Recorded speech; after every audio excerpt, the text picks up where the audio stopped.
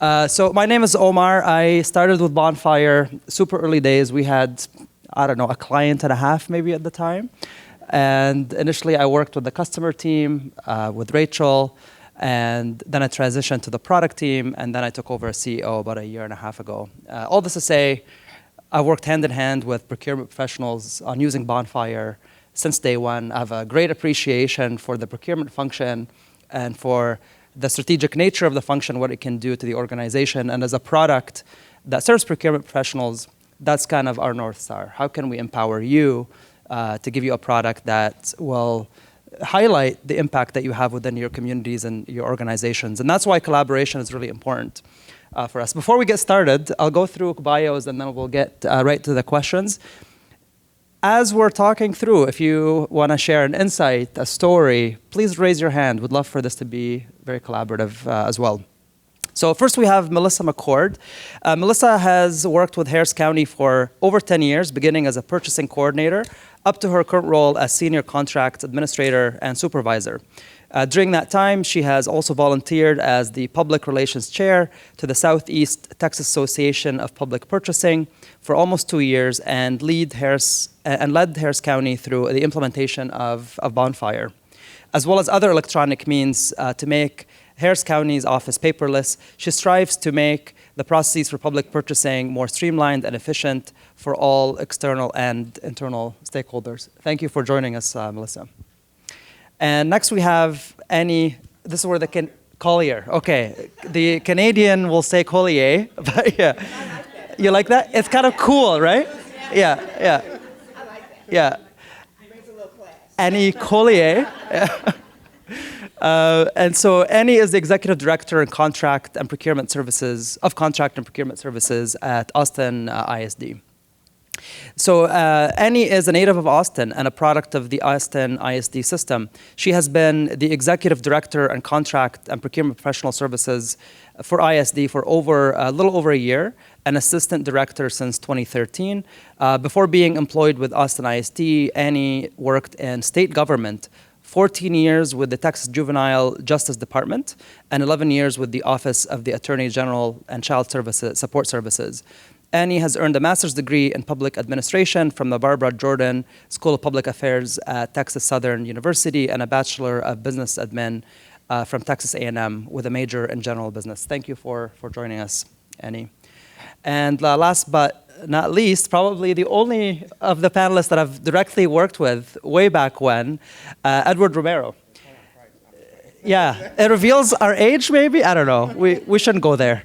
So Ed is the executive director of operations and business services for the San Antonio Independent School District. And as you know, our very first school district to join Bonfire, holds over 17 years of school district experience in K-12 business operations. He has served in the role of director, purchasing and risk management for Southside ISD, business consultant for Region 20 Education and Service Center, and lead buyer for Edgewood ISD. Edward has served as an elected official for the Edgewood Independent School District Board of Trustees and is currently an active member of the Alamo Area Association of School Business Officials, Texas Association of School Business Officials, and National Institute of Governmental Purchasing.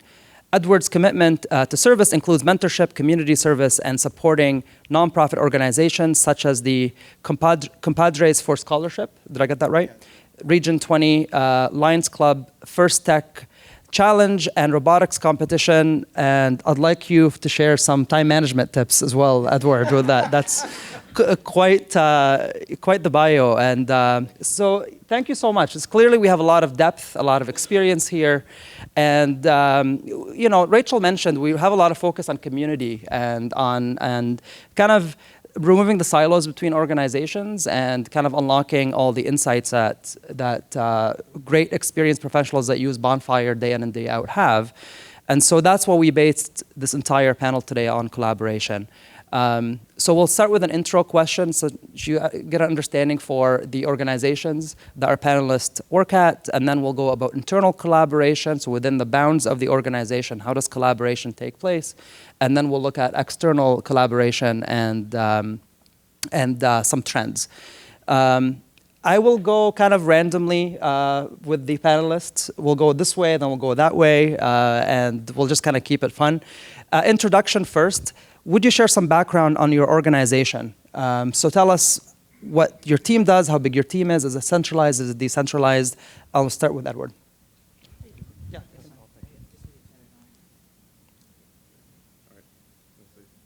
Good. Hello. All right. Okay.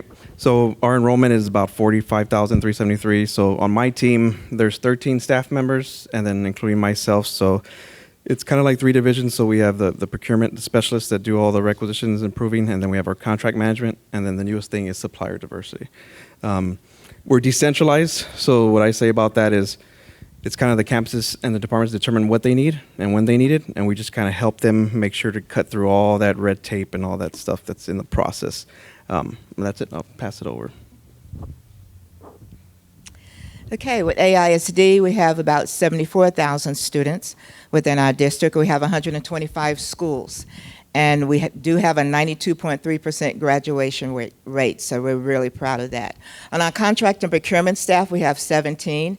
We have 5 different teams that we have there. We have an instructional team that handles the curriculum and help the teachers, students, whatever they need within the academic area of their school. And then we have the technology team, and they're the ones that go and purchase all the equipment for it. We have the operations teams that handles everything to operate your school and what's needed to operate this entire district. We have a construction team. They will handle all of the bond programs, the bond project, construction, renovations, that kind of thing. And then we have our food and services. And they're not directly under our department, but we work closely with them, so they're part of our family too. But they handle all the food services within the cafeteria, nutrition, and everything within our group.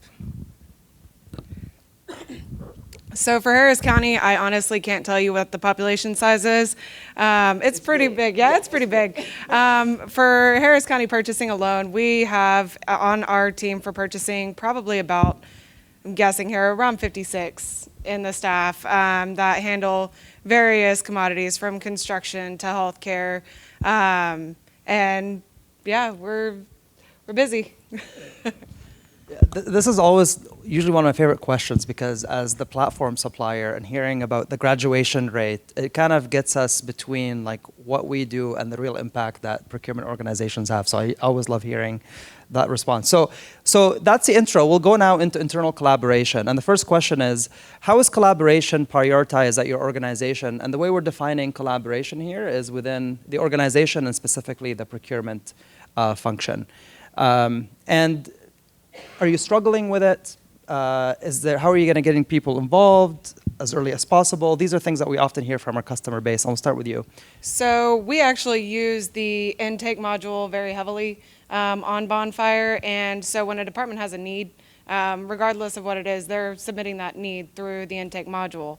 Right from the get-go, we're collaborating with those departments to iron out the requirements of that need to make sure that we can get it advertised as quickly as possible within 1 to 2 weeks. And we actually are also using the community forum within, or not forum, but the community projects. Thank you. Yeah. Within Bonfire to also look and see what other entities have done, right. To see what other requirements that we may not be aware of. And while you still have the mic, Melissa, when you moved from the old process to intake, how long did it take for the organization to accept that I have to go through this form now to notify purchasing that I'm interested in buying something? It was actually pretty quick, because what we did is once we moved to utilizing the intake module, because we used to get emailed requests. Okay. And obviously things can fall through the cracks, and it's harder to track when somebody's individually getting an email as opposed to the intake. So it became a standard practice really quick. If we got an email, we were shooting the email back to the department saying, hey, please utilize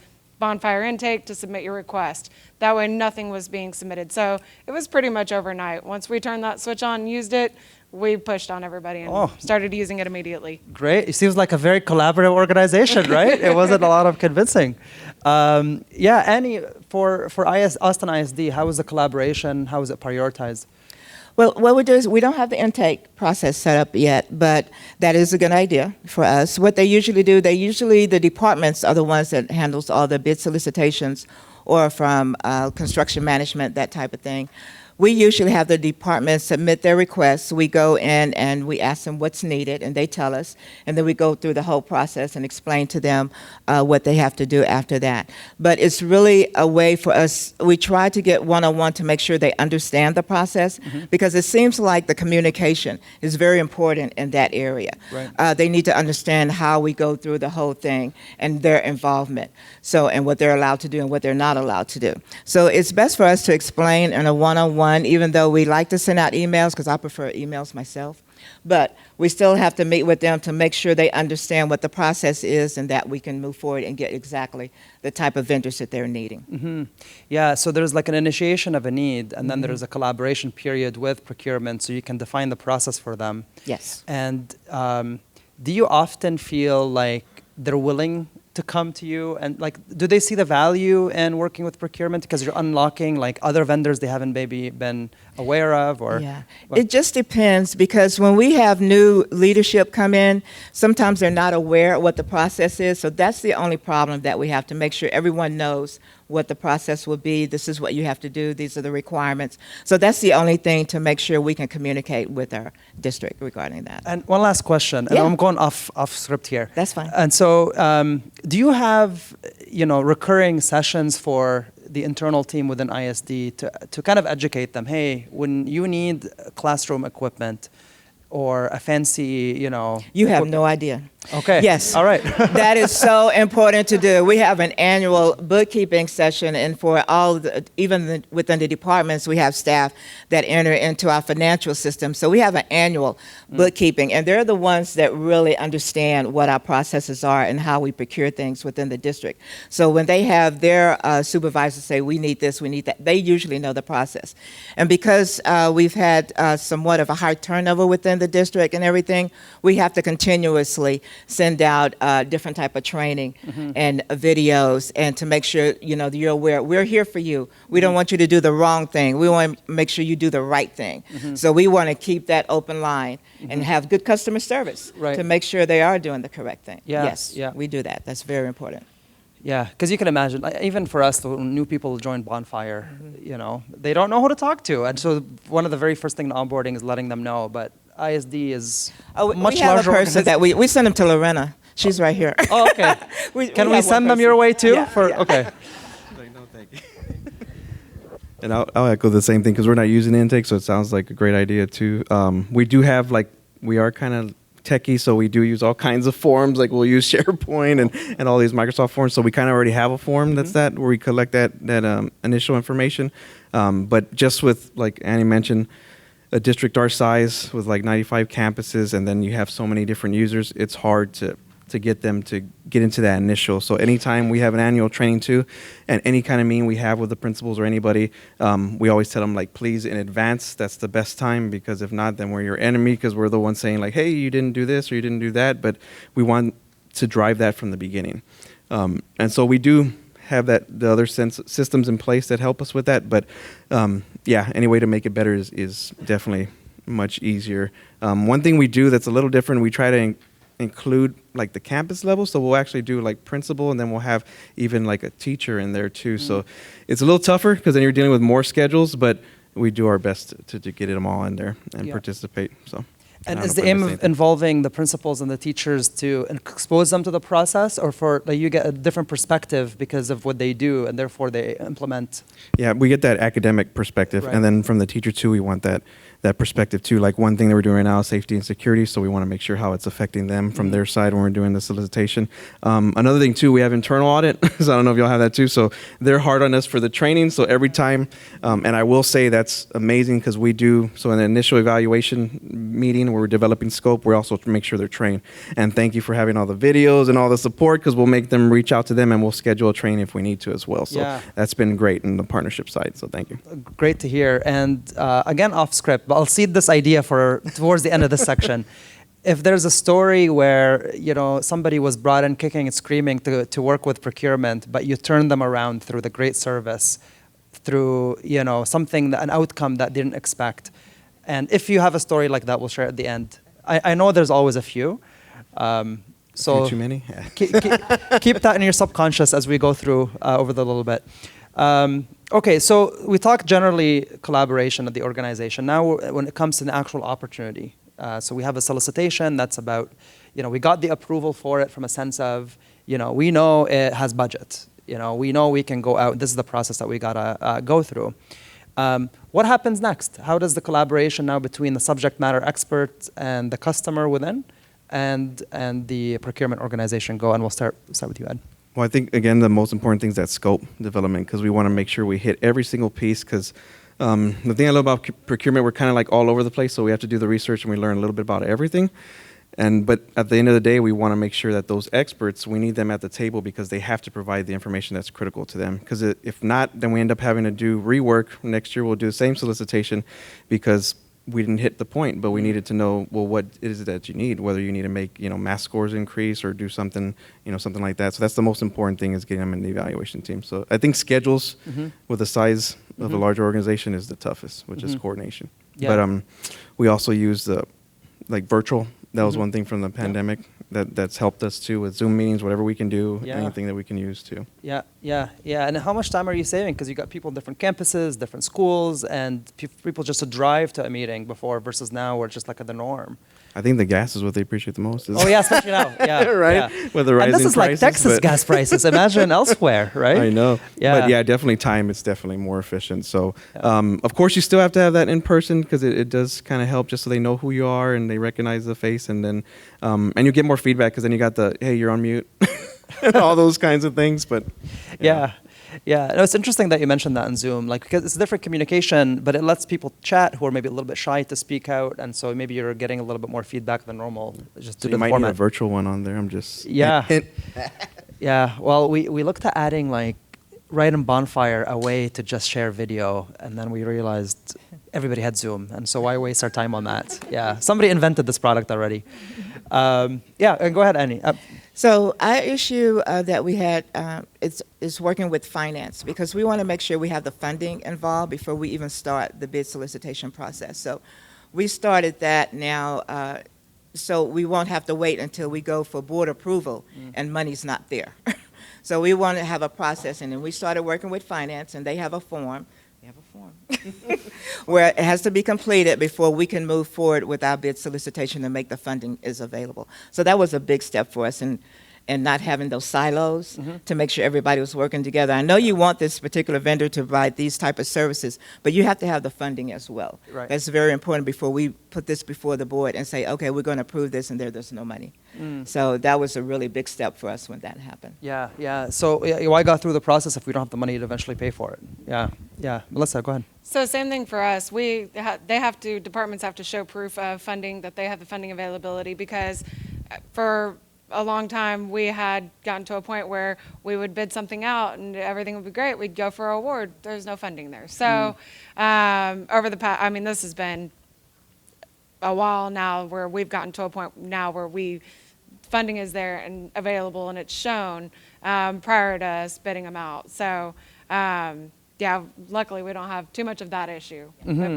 And with grant funds and accepting grant funds, that's one of the bigger things. One of our biggest funding sources is the various grant funds that we get awarded and use. Especially now with a lot of the grants that are being absolutely handed over.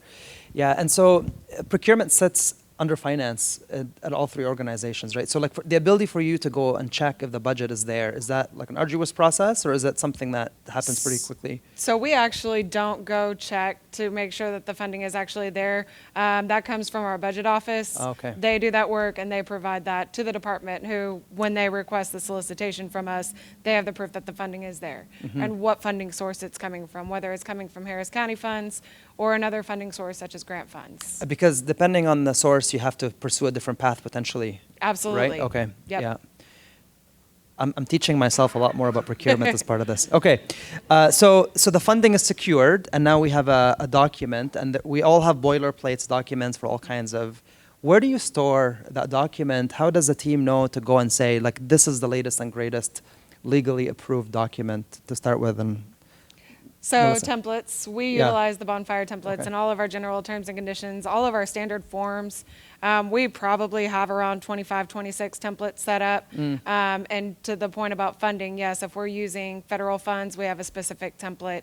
If we're using local funds, we have another specific template.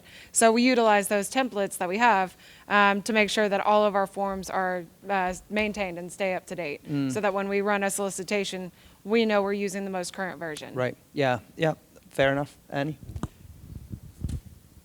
Same here. We have different templates that's utilized. Construction management has separate templates that they use, and then for goods and services, we have one also. But also the buyers, individual buyers, have their own templates that's provided that they give to the users that or what type of services that will be needed. So they create their own. So each team has their own template really, and they're the ones that send those out for the users to have.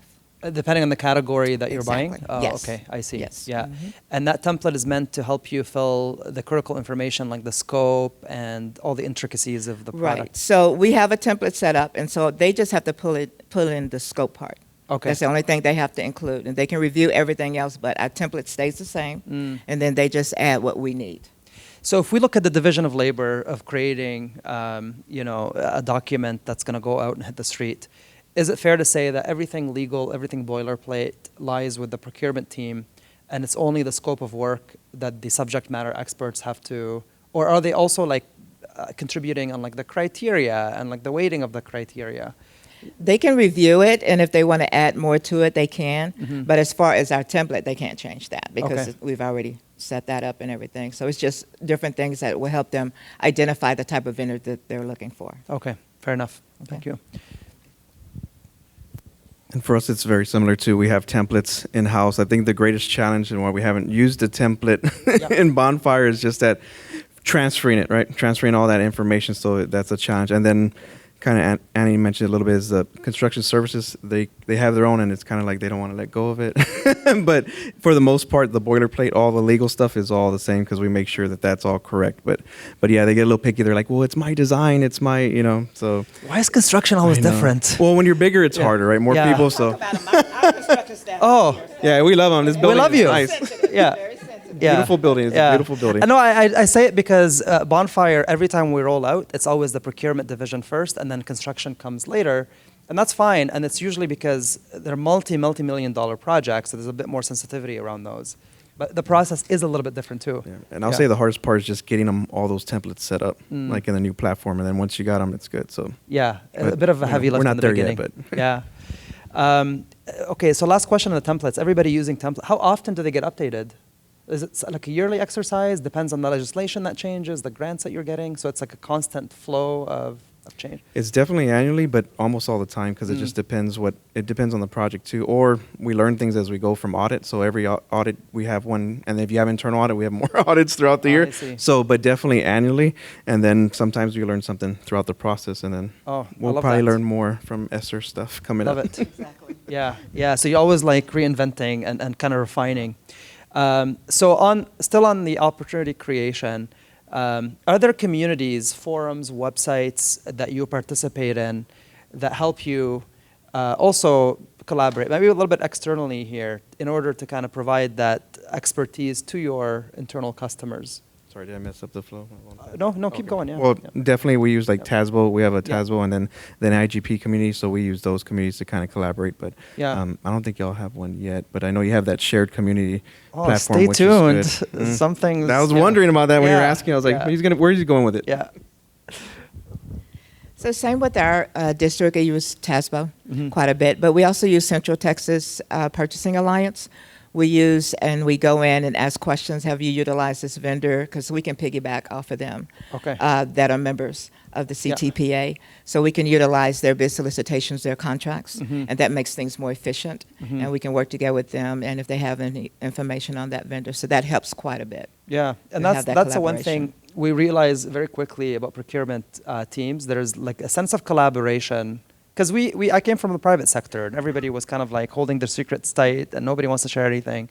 And then as soon as you work with public sector, there's an openness and there's Yeah. a sense of collaboration. We're all in it for the bigger, goals, and so that's something I really appreciated about that. That's why we focus quite a bit on that too. Melissa.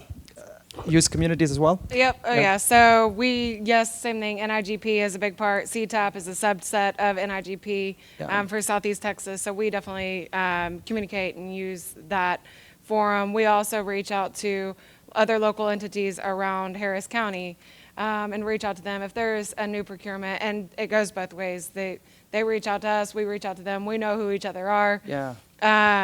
And then above and beyond that, cooperative purchasing, we use quite a bit. And so if there's a solicitation that's been done by one of the cooperative agencies that we've used, we don't necessarily want to use that cooperative. We want to try to put one out. We'll reach out and see, try to get that documentation from them, look at what requirements they put out. So Awesome. those are, yeah. We'll talk a lot more about collaboration and cooperatives in a bit, but I'm glad there's a kind of a natural segue to that too. And so we talked about the solicitation. Now we're going to go and look broadly. What processes do you think would be most improved by a more collaborative approach? So beyond just putting the document together, are there any things that we haven't talked about today where you wish there was a little bit more collaboration, either early on or throughout the entire process, all the way up to negotiation for a contract, based on your experience? Anything come to mind? As far as like being able to work with other outside entities, collaborating on any part of the process, one that I would like to see is more talking with other agencies on vendor performance. And, you know, because a lot of, especially locally around Houston, and I'm sure, you know, Austin, same, you're going to be utilizing a lot of the same vendors. And being able to reach out to an entity before awarding to one and saying, what has their vendor performance been with you? So we can get a sense of how engaged is that vendor? How responsive are they? I think that would be something extremely beneficial. Totally agree. Yeah, I always think about that. When I'm going on Amazon, like buying a pen, I'm like reading reviews like for 10 minutes. Absolutely. Right. And then we're making these like big contracts, and yet we don't have that availability for information. And I'd like to hear this from everyone. Is that okay? Like is it okay for one ISD to contact another, say we're about to award the supplier, we have a bunch in the mix, how has your experience been, and have that color your evaluation or award? Absolutely. Or does it? Okay, cool. Okay. Yeah. Oh, yeah, we check references. Yeah. Yeah, to see how they did, their performance, that kind of thing. Yeah. I meant to tell you earlier, we also have an interlocal agreement with the city of Austin. So if they have a vendor that we are interested in utilizing, we could also go through that process if they've already been vetted through the bid solicitation. So that's been really helpful too, to have that. So can we double click on that? So without an actual clause allowing you, because you're part of the interlocal, you can just say any.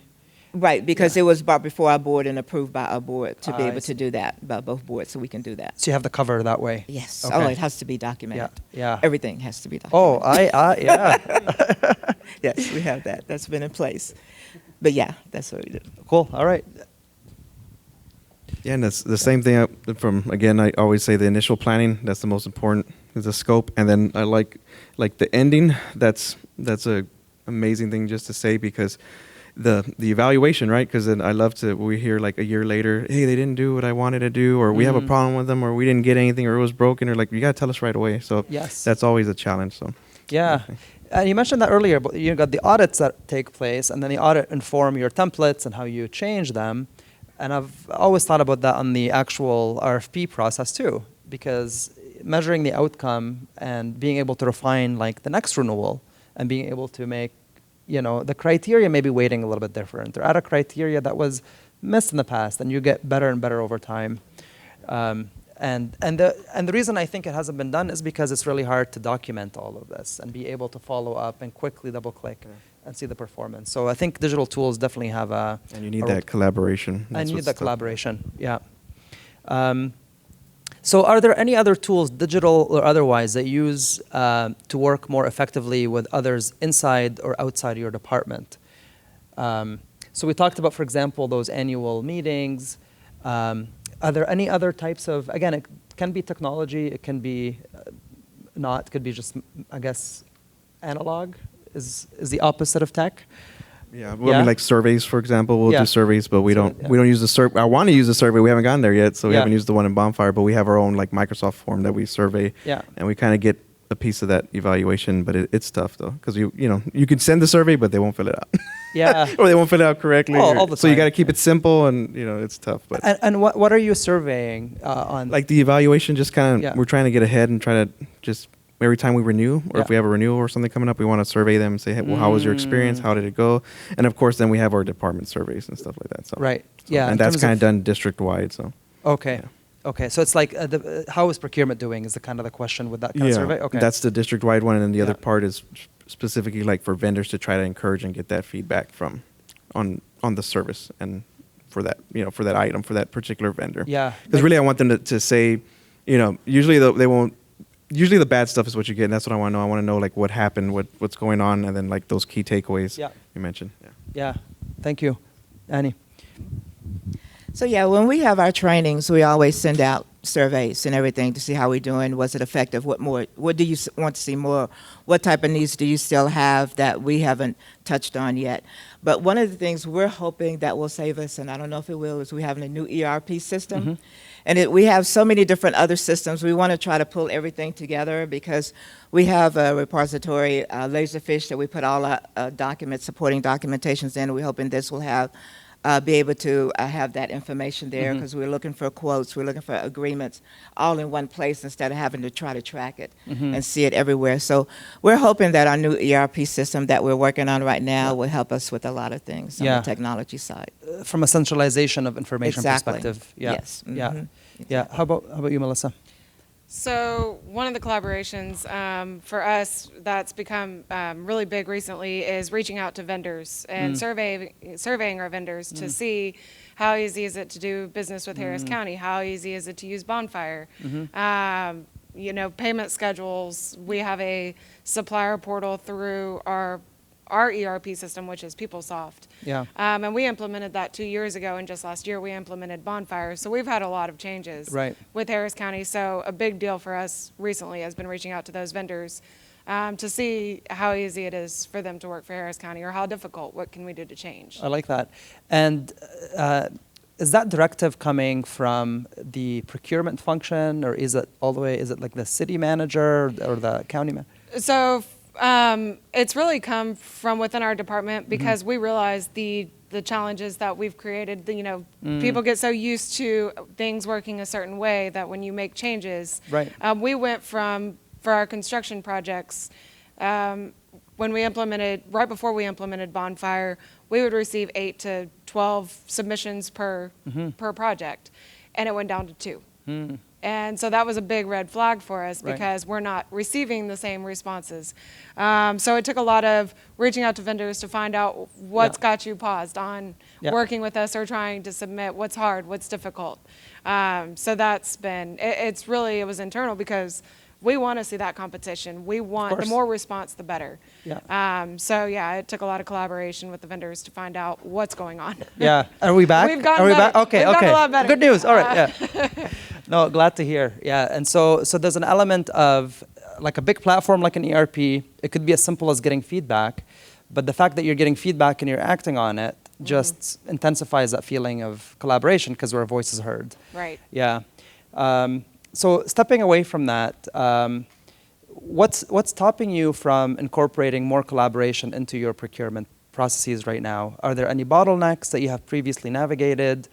And so this is more of like lessons learned from the past, right? There was a siloed department, our documents were not easy to access. Any stories come to mind that held you back? I mean, really, being able to take stuff out of email and utilizing online forums has really enhanced and helped that. Prior to that, the silos were, emails. You Right. get 1,000 emails in a day and trying to make sure that you keep up with all of them. And having a place where everybody can go and have that internal communication between the departments and purchasing has really helped. So, but for a specific case use, I would have to say just everything bottlenecking in email. Yeah, because if you're emailing one person, then that person is on vacation. That process is now held. But if there's a Right. centralized location, you can see all the activity, then you can at least get it Yep. to start flowing again. Yeah. Tell my staff what system was when you got PeopleSoft. Oh, we used IFAS for those of you like now. We just implemented PeopleSoft 2 years ago, so it took us forever to get out of the dinosaur age. Very familiar with that. So, yeah, that would help us as well if we could get that set up. We usually have the email requests coming in for what's needed. But I think with our district, it really helps for us to have one-on-one meetings in person to make sure they understand our processes. And it seems that works much better with how to move forward and get everybody on one page and make sure they understand. So we do a lot of one-on-one and talk to them individually to make sure they understand what needs to be, what's needed. Is there like an annual, I've heard there's some organizations where, so you've done the budgeting and you kind of know where everything was allocated and you know you're going to need a new ERP system. This is probably Yes. the biggest example. Maybe we'll put that aside. Okay. A system, right? Okay. And so do you do that so it helps you plan for the rest of the year? So you can go to the department and say, we have 6 big IT purchases and we're building 2 schools and we're doing this. So you can plan ahead, or are you just taking it as these projects come? We take it, the request comes from the department. Right. We do not move forward until they tell us. Right. So they know what's in their own budget. We can't, we don't have access to their Oh, okay. budget. Yeah. Okay, so they tell us what's needed, and then we move forward. As long as we have confirmation that they have the amount of funding that they need, then that's how we move forward. But anything, even with renewals, we have the department to tell us, do you want to continue working with this company or vendor or whatever? And they have to let us know through documentation that they want to continue. Even though the initial contract has renewal amendments that can be attached to it and you can continue to work with them, we ask them to submit that information and request every year because we work on an annual basis of funding as well I with our see. budget. So Yeah. we have to have that. Yeah, so that makes it challenging for you, I Yes. imagine, right? Because you're just kind of sitting there, and a request comes in, and you have to mobilize a team and get Yes. working on it. Yeah, so that's maybe an area of collaboration that Yes. is outside of your control, but it would be nice if you had it. Right. Right. Yeah, and that's a great point because we're decentralized. So I'm telling them to give me the money, but they don't. Yeah. Yeah. But Give so back the money. That's what's hard. Yeah, exactly. So they have their own projects. They may be going through that with the finance team or the budget, but we don't hear it. So that it's good to be if we have to have another meeting with that to kind of bring us into that. Yeah. And then another, I guess, kind of like on the silo side, but a little bit different challenge is everybody has a different comfort level with technology. True. So kind of like how you mentioned, like finance might not. So we can only go as fast as everybody else goes. So that's what's kind of tough too. So we have even the secretaries, if we have a new ERP or a different software, we got to do it carefully because we want them to come along with us too. So that's a challenge too. Yeah. So we've made, like, in general, a lot of great strides. Some of it was tech, some of it through experience, but there's still a lot of room to go, and that's good because at least we know we can get better and better at this as we go along. I did ask you if there's like a cool story of a collaboration. If you have a story, please feel free to share it now. Of like, again, somebody was coming and kicking and screaming, and then you negotiated so well. Oh, so many? Oh, okay. Just one good one. Okay. Well, we have that. Yeah. Yeah, we have that, especially with the federal funds. It's so restrictive that some of our staff department, they felt like, okay, but we don't have to do it this way. We can do it a different way, but it's more restrictive. So we have to make sure they follow the federal guidelines and federal rules. Well, I had an executive director of a department, and he said, but Annie, I know it should be this way. I said, no, this is the way we have to do it. These are federal funds. It's a little bit different. You just have to be patient with them and let them know how important it is. We do not want these funds to be taken away if we're not doing, processing the way we should be. So when he left to go to another different government entity, he came and apologized to me and said, I'm so sorry I gave you such a hard time during all of that, and I didn't mean to, but we just wanted to get things spent. We wanted to get those funds spent as quickly as possible. So you do have that roadblock where you have to be patient and just make sure they understand the importance of them doing it and adhering to the rules and regulations associated with those funds. So it turned out well. How good did it feel to get that apology? Oh, it felt real good. Good, yeah. It felt real good. Yeah, it did. It did. Any other? There's one that comes to mind that I heard from a customer. Basically, a professor was at a trade show, and he's got research equipment, and somebody at a booth showed him like a really cool microscope or something. Goes back to the procurement function, says, I want this microscope. And they said, well, what are really the specifications? What do you actually want? And then they, went to the market and were able to get a way better product for him for less money than he had anticipated. And he told me that that experience changed that whole department's look and procurement. So they're actually now coming earlier and saying, do you know of any other vendors that we can approach for this? What else is out there? And I love these kinds of stories. So, and my favorite, just coming the first time into San Antonio ISD, I had I think it was my first week, and they're my boss was like, you got to come to this meeting, right? So it's with the innovation officer, and in that they have a lot of campuses. Their campus, they do, they work with grants, so they do, it's autonomy, right? So they always want to do all these crazy things, new ideas, everything, but when we came in there, they hated the procurement department, right? So they were saying, you're always doing things, or we don't know why the rules are always changing. So, and so I had to analyze what they were saying, right? And then just meet with them. And then what we did is we ended up meeting when they have their budget meetings with the team. And it was just good, just communication, that collaboration, and then helping them understand this is what it is. They even wanted to change their buyer, wanted a different buyer, different things. So we ended up working with them and just making sure they understood all the requirements, and then that their team understood it at those meetings. So then from there, I just remember going to a different meeting, like later on, a few months later, and they were like, he's the best procurement director in the world. So I was like, oh, thank you. But amazing. Oh, he didn't say that when I came in, but yeah, you should get that printed and put it in their office. This is good stuff. It was good. Yeah, no, and that's amazing because We it's always run into that. Yeah. This is kind of the unfortunate thing when people don't understand the complexity of the process. But as people that deal with procurement organizations all the time, specifically in the contracting stage, one thing that we tell the team all the time: incredibly nice and dedicated people on the procurement side. But when it comes to negotiation, that's when you have a really good skill set, right? Because that's what you do. You know contract structures, you know payment structures, and the average principal or even IT within the organization might not be aware of all those intricacies. And so you're kind of you're bringing that expertise in, and you're ultimately helping save the organization money and put it where. And I don't think you guys get enough credit for that. So I just wanted to give you that credit. Not that it matters coming from me, but cool. So that's the internal collaboration. Now we're going to look at external collaboration. And so we talked a little bit on this, cooperatives, piggyback clauses. So does your organization leverage piggyback clauses? Like how so? Are you doing it all the time? Select? How do you select which projects you put in a piggyback clause? And then, what does the mechanics look like? How do you add them? Is it legal that gets approved? Do you have templates? Anything that you can shed on that would be really helpful. We do have language, and I think I mentioned we have language in the contract, and one of them's with the Central Texas Purchasing Alliance, so we're a member of that. And then we also have a lot of interlocal agreements that we take before the board and that we've taken that are kind of like forever and ever, amen. They last, forever as long as we need them. And those are different. So when it comes to the different co-ops and the different strategies, basically we kind of just look at them as tools in our tool belt. So a lot of it focuses on time. So because most of the time, unfortunately, we have poor planning.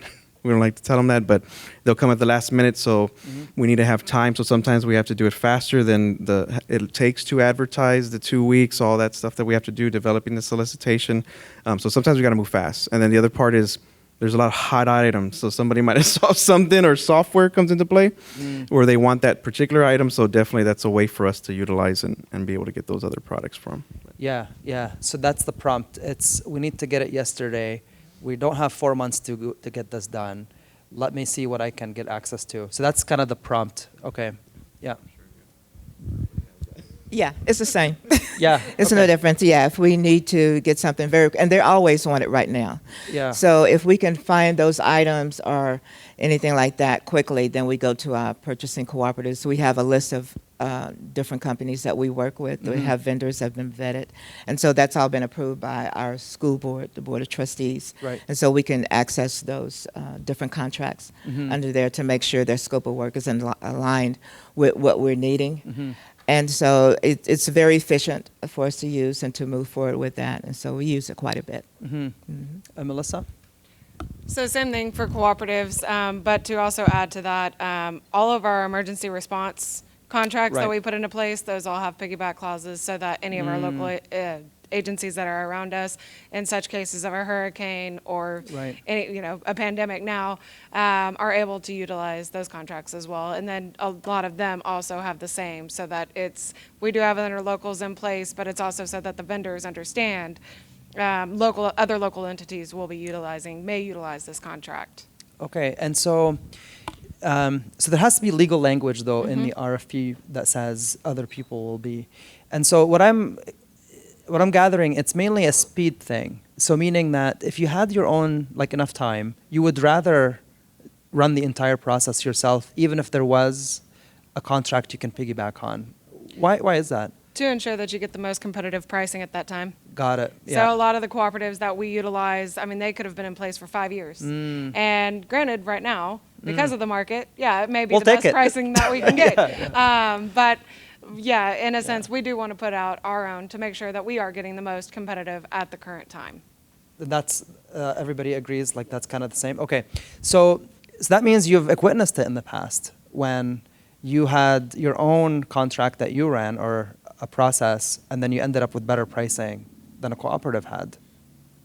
Wow. Okay, that's really interesting because I thought the dynamic is the vendors want to kind of give the best pricing to the cooperatives because it's easy for them, but it's not true all the time. It also costs money to utilize those cooperatives. Right, because they So- have to, there's a percentage Correct. that they have to So pay. I see. when we write that purchase order, there could be an $800 fee that we're paying to that cooperative. Oh, okay. So in a lot of senses, but with that too, it's cheaper to go off, onto our own contract. Yeah, and you get something specifically tailored for your organization too, more Correct. modern solution. And you're also uncovering, I would imagine, the dynamic of the industry at that moment. So Right. if, we have a recession and construction slows down, and maybe that's a bad example for a cooperative, but then that dynamic gets exposed, right? People want more business at that time, and so they're willing to drop their prices versus what they had before. And so you can save your organization money by doing that. That's cool. I never pictured it that way. I thought it was just you get better pricing and it's easy, so you always kind of prioritize that. And so maybe Texas is a little bit different. So you don't need a piggyback clause per se. You can just be part of an interlocal, and that will give you the coverage that you need. Interlocal fair? agreements, like interagency, Right. for instance, Harris County and City of Houston have an interlocal agreement that says, without the piggyback clauses, that they could use any one of our contracts, vice versa. We can utilize any of their contracts as needed. Cool. Okay, I'm going really off script here, and Ryan is in a director of product in here, and so if there's a way for Bonfire to surface interlocal contracts within Bonfire, so you can quickly know, would that be helpful? Or do It would absolutely be helpful if you could identify each agency's interlocal agreements that they have those with. Right. Okay. It's a lofty goal, but I think we'll. Yeah. Yeah, you have some of them already.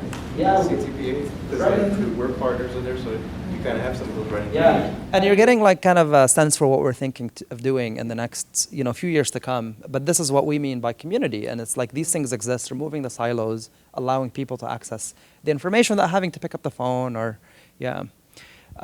So we talked about cooperatives, and is it part of your purchasing strategy in the sense that, do you kind of know, look, we do 100 solicitations per year, 20 of these we actually just going to go through a cooperative.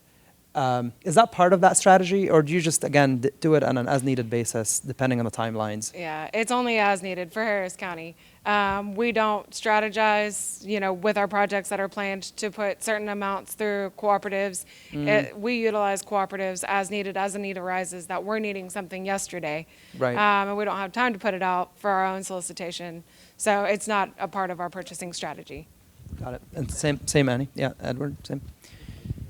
How is it different?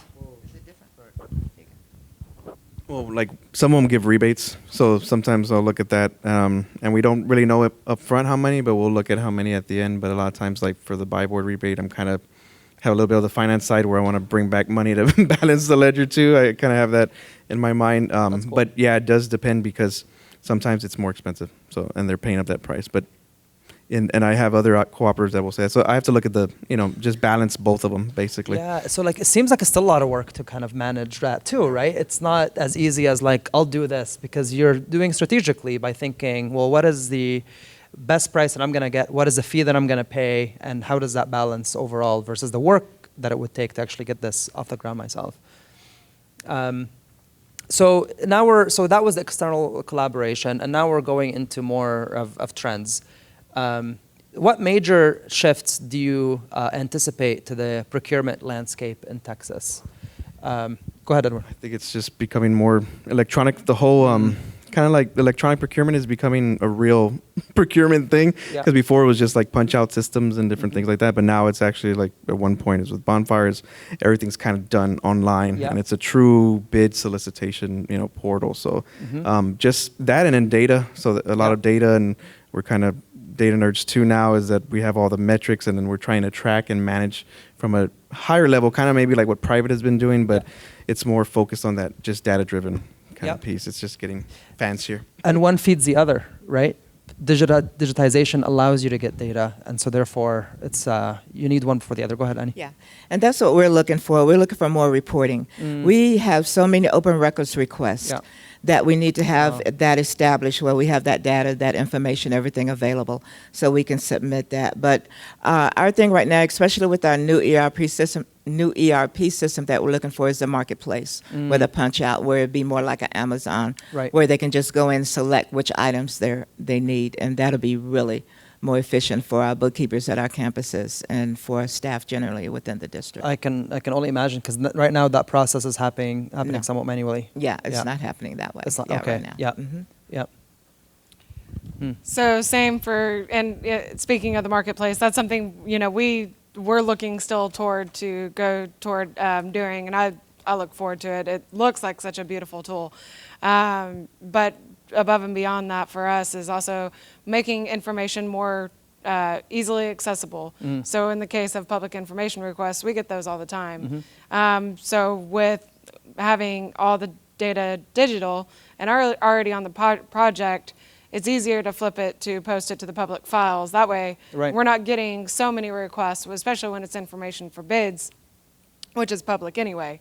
But being able to easier access that information and finding more streamlined ways to handle public information requests, because it is such a huge deal and it takes time when you're dealing with confidential information. Absolutely, yeah. I remember, we added at one point a feature in Bonfire to show the projects that have closed and have been awarded. And part of the reason for that is you're often getting calls of, has it been awarded, has it been awarded?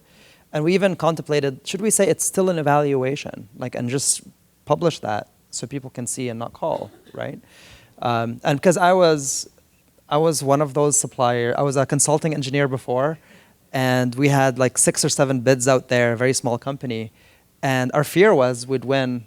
Well, our fear was we would win 0 of them, but the other fear was we'd win all of them, and then we can't do them all, right? And so we're always calling, have you made a decision yet? Did we get this? And so when I saw Bonfire for the first time, I thought, this actually solves a problem for the vendor too, but it also has a cascading effect in terms of the questions that you're getting asked too. So digitization is a big theme, and I can tell you from my experience, when we started 10 years ago, to your point, Ed, we would call, and at that time, it wasn't contemplated that there's a tool that you could use to run this process.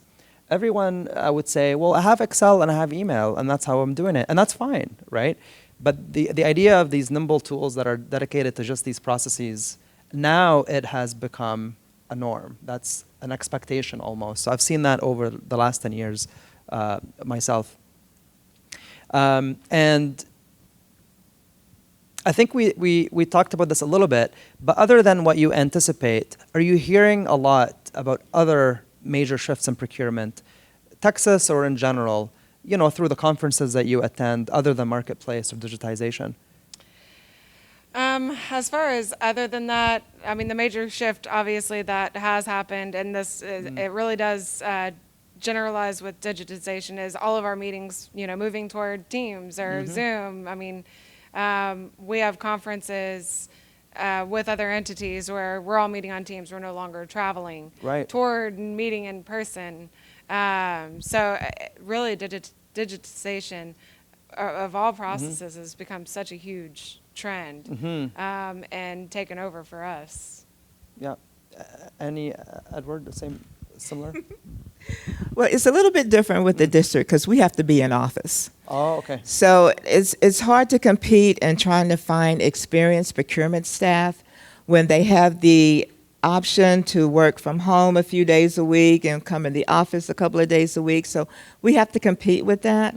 So that's been really difficult Right. for our district to maintain experienced staff. So, but we're looking at different ways To of trying attract. to, to try Yeah. to get around that. But that's one of the main things of issues So- that we're having. I saw a graph that talks about this trend, and so it was basically employment in the beginning of the pandemic, or like just before the pandemic, and then there was a private sector line and a public sector line, and so everything saw a dip, and now 2 years later, 3 years later, we're at 101% on the private sector, Yeah. so full employment plus some, but 50% on the public sector side. So people left, right? And you have more to do because more grants are coming in. Yes. And you have less people, and That's you're right. having trouble attracting them. So this Yeah. is true. Like this is not just you're Yeah. feeling that. Okay. We are. It's, Yeah. it's a desperate need that we have to look at because it's just continuous. It hasn't changed yet because everyone is offering that hybrid of working from home, coming into the office, and that kind of thing. And you just have to be flexible now. You Right. just have to. So we're looking at that. It's an expectation. And where did that decision come from? Is it and I feel like I'm getting into politics now, but like. Do they know that this is kind of impeding in attracting talent? Oh yeah. Yeah. Okay. Yeah. It's because we have the teachers, and they Oh. want the teachers in the classroom. Got it. So Yeah. it's hard to Equity yeah, among the yes, employees. Yeah. Exactly. Yeah. That's what we're looking at. Mhm. Yeah. So we have other measures of trying to keep our staff engaged. Yeah. Coming Well, my wife is a pharmacist, public sector as well. And she was in an office job, but there was the same tension of some people have to come in like nurses, Yes. but they don't. So everybody had to go back. So Yeah, it's similar exactly. across the board. Yeah. And I have a funny story I always talk about. So in the pandemic, right, a lot of these kind of eyes opened and everything. So I remember with my staff, when the pandemic, I had to tell them like, oh, we're going to work from home. You're going to use a laptop. You're going to work from home. They hated it. They Yeah. didn't want to do it. They fought it. Yeah. And then now that we're back, they're like, can I work from home today? I'm like, sorry, we're not doing that anymore. Yeah. But, it just took time, but that opened our eyes to offering those different things. And we are competing against those other companies that are doing it. So You know what? We had the exact same experience because all of us worked from home too. And initially, because before you could work from home every once in a while, like it was flexible. But people still preferred to come to the office, and there was that loneliness, and all of us were kind of going through that period. But I found that over the last 2 years, we actually, like our lives evolved and changed to get used to that. So now you are slow cooking something at home while you're working, and you're just not doing it. Just like it's there. But now you have to.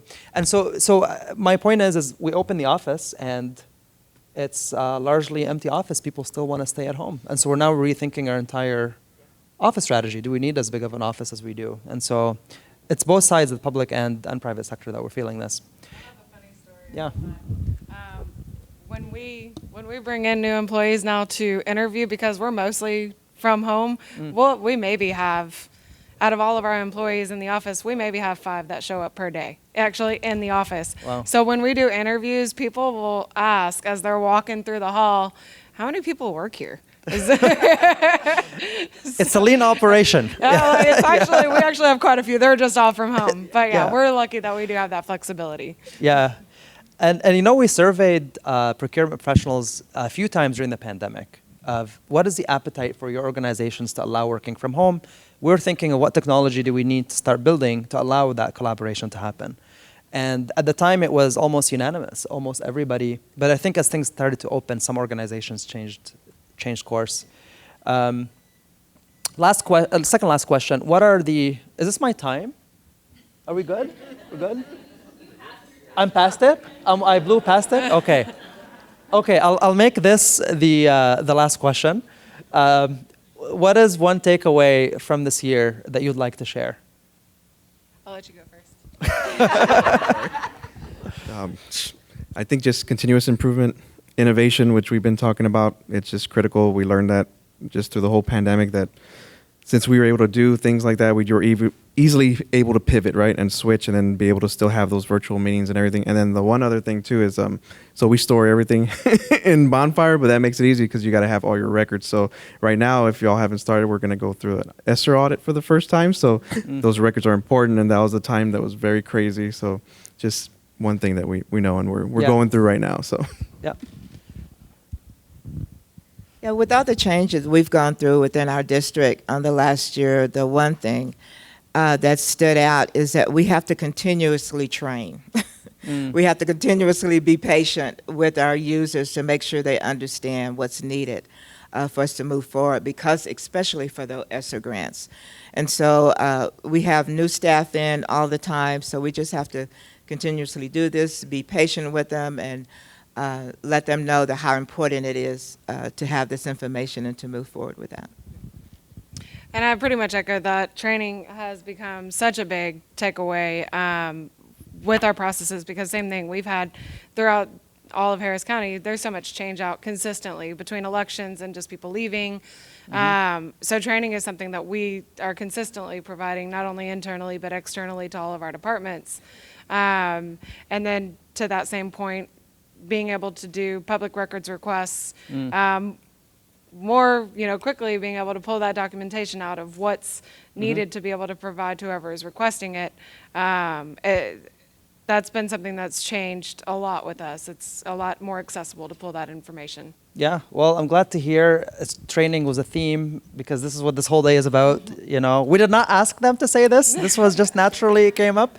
Thank you so much for your time, for your knowledge, for sharing it with us, for teaching me so many things today. And I look forward to connecting with you throughout the day. Please.